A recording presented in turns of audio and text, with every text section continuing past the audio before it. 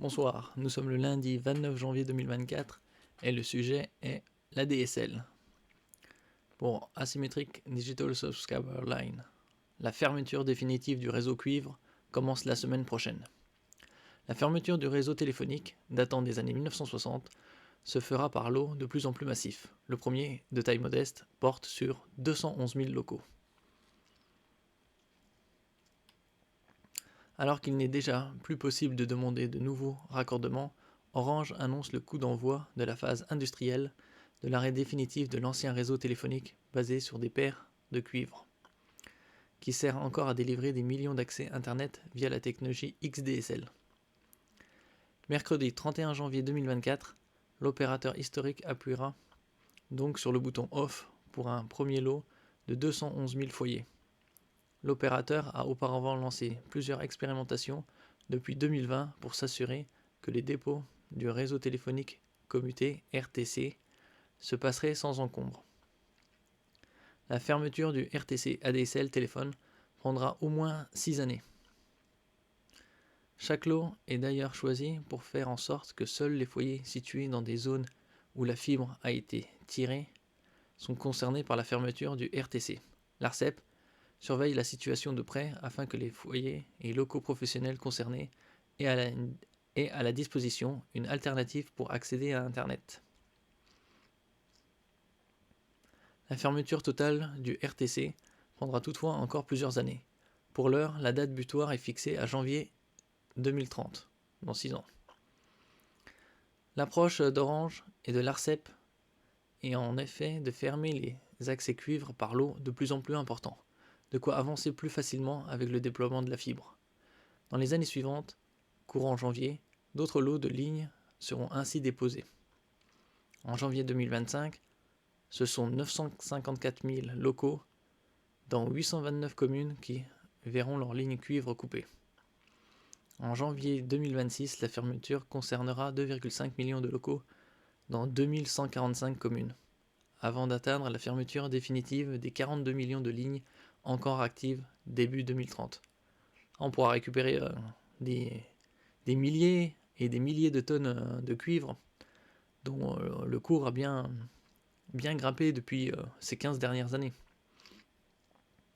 Bien sûr, encore une fois, l'ARCEP n'a pas prévu de forcer l'exécution de plans coûte que coûte. Au fil des dépôts de lignes, la fermeture du RTC deviendra de plus en plus perceptible et vraisemblablement politique. Pour éviter que la situation ne vire localement au désastre, l'autorité souligne que si les opérateurs ne respectent pas les délais pour le déploiement de la fibre, l'ARCEP n'hésitera pas à demander le report de la fermeture sur certaines communes. La présidente de l'ARCEP, Laure de la Raudière, avertit également les opérateurs qui installent la fibre. Il faut que les difficultés de qualité de service rencontrées encore aujourd'hui soient résolues. Les opérateurs sont donc appelés à accélérer les installations tout en soignant la qualité de ces dernières, de quoi éviter de ne voir se multiplier les malfaçons et autres installations problématiques rapportées par les internautes français encore aujourd'hui. Orange lance le coup d'envoi de la fermeture du réseau de téléphonie cuivre qui sert aujourd'hui encore à délivrer des millions d'accès Internet via l'ADSL. Cette fermeture, qui doit aller de pair avec l'installation de la fibre sur tout le territoire, prendra au moins 6 ans, avec une fin prévue en 2030. Au total, ce sont pas moins de 42 millions de lignes qui doivent être déposées d'ici cette date, sous l'œil très attentif de l'ARCEP, qui se dit prêt à demander le report de la fermeture sur certaines communes si les engagements de tous les acteurs ne sont pas respectés. Nous allons voir sur le site de l'ARCEP, carte fibre arcep.fr, depuis le troisième trimestre 2017, la couverture FTTH, Fiber to the Home, c'est-à-dire la fibre tirée jusqu'au foyer. C'était principalement Paris et l'Île-de-France, autour de Lyon, Marseille.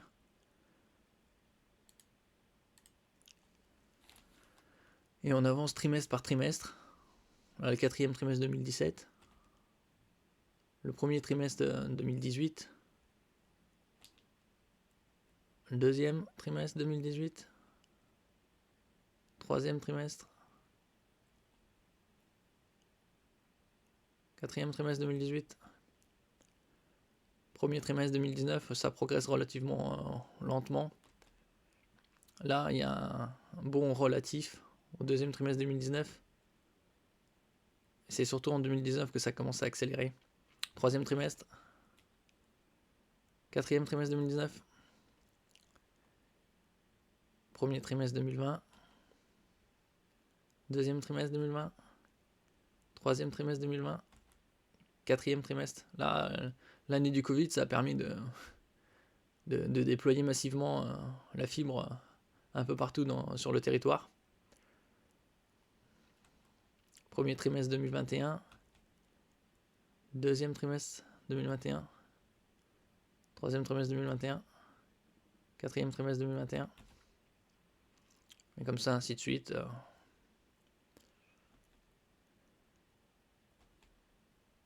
Là, en 2022 aussi, il y a eu un gros déploiement. Quasi tout le nord-est est fibré. Quatrième trimestre 2022. Premier trimestre 2023. Deuxième trimestre 2023. C'est quasi une bonne partie du nord. Les régions qui ne sont pas trop raccordées à la fibre, c'est plus ou moins le Massif central, surtout la Bretagne, un peu la Corse. Là, le troisième trimestre 2023. Pour le quatrième trimestre 2023, c'est pas encore disponible. On peut voir là, ici, taux de locaux raccordables. C'est beaucoup supérieur à 80%. Opérateur en infrastructure, vous pourrez chercher votre localité, votre ville, commune. Là c'est la vue par département.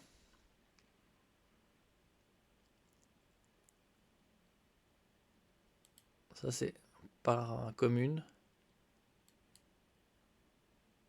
Vue des zones arrière de PM. Bon.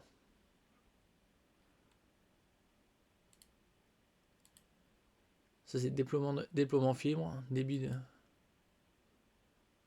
Les données de ce trimestre 30 septembre 2023 ne sont pas présentes dans la carte des débits à l'adresse. Vous avez été redirigé vers les données les plus récentes 30 juin 2023. Et là, on peut voir sur la carte, avec les données d'il y a 6 mois, débit maximum en réception hors satellite. Tout ce qui est violet, c'est supérieur à 1 gigabit. D'ailleurs, c'est la fibre. Donc, il y a bon espoir que d'ici 2030, tout soit fibré. Bon, ils avaient parlé déjà dans les années 2012-2013 que tout le territoire devait être fibré vers 2023-2024. Donc il y a un peu de retard, mais ça a quand même bien progressé.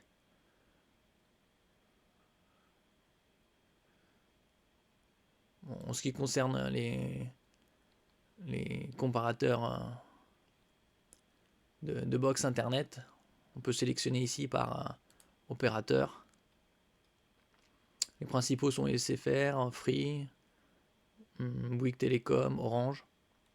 Les réseaux, si on prend la fibre par exemple, on filtre avec les prix plus bas. On a des 53 offres à ce jour. Et nous voyons des tarifs relativement intéressants. Tout dépend de votre utilisation. Si vous êtes seul, il vaut mieux privilégier un internet à 500 mégas. Même si c'est pas 1 Tera, ça suffit largement. À 1 giga, ça suffit largement. Par exemple, Red by SFR, avec la fibre, à 500 mégabits avec le Wi-Fi 5, 26 € par mois. Donc c'est stable. Après, vous pourrez voir par vous-même les détails. Mais si vous êtes plusieurs, genre 2, 3, 4, voire plus, vaut mieux miser sur de la fibre de 1 giga, voire plus. Par exemple, si on va sélectionner opérateur SFR, Là, vous voyez, pack starter, ça commence à 23 euros pendant 6 mois, après c'est 35. Sinon, SFR Power, vous avez 30 euros, après c'est 40. Mais là, vous avez 2 gigas. Vous avez le premium avec le Wi-Fi 6, c'est jusqu'à 8 gigas la fibre. 36 euros pendant 6 mois et après c'est 47.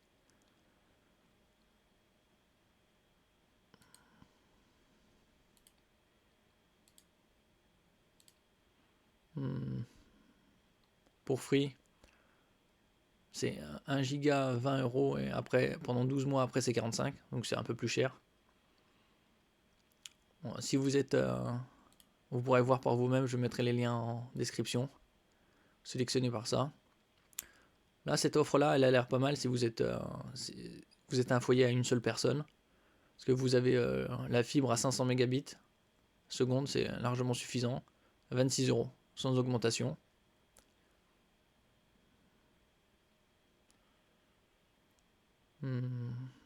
Sinon, c'est pour 2 gigas, c'est 33, mais il faut voir les options avec la télé et le nombre de chaînes.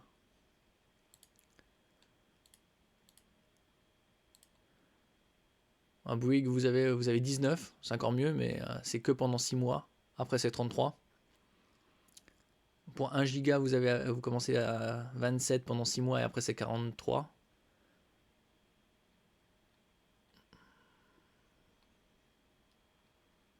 Et ça commence quand même à grimper. La fibre à 2 gigas, 53 euros.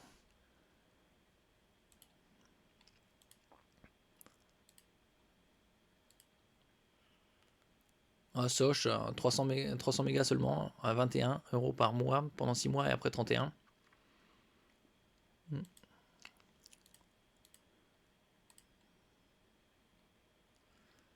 Orange, l'opérateur national, c'est France Télécom.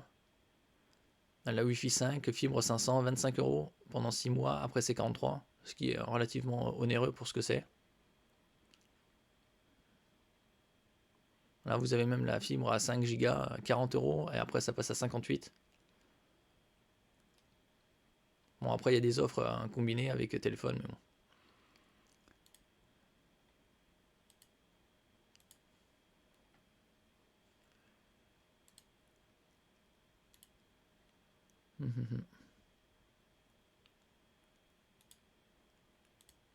Donc oui, comme je vous dis, cette offre-là, la Red by SFR, si vous êtes seul, c'est quand même la moins chère et la plus stable, puisqu'elle reste à 26 euros.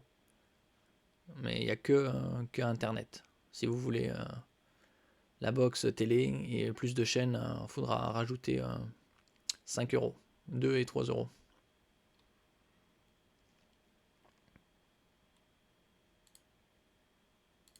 Ou sinon, si vous êtes plus, genre 2, 3, 4, il vaut mieux privilégier du 2 giga, 1 giga ou 2 gigas, selon les chaînes. Voilà, ici le starter il est à 23 euros pendant 6 mois, après c'est 35. Ou sinon vous avez le power à 30 euros par mois pendant 6 mois, après c'est 40.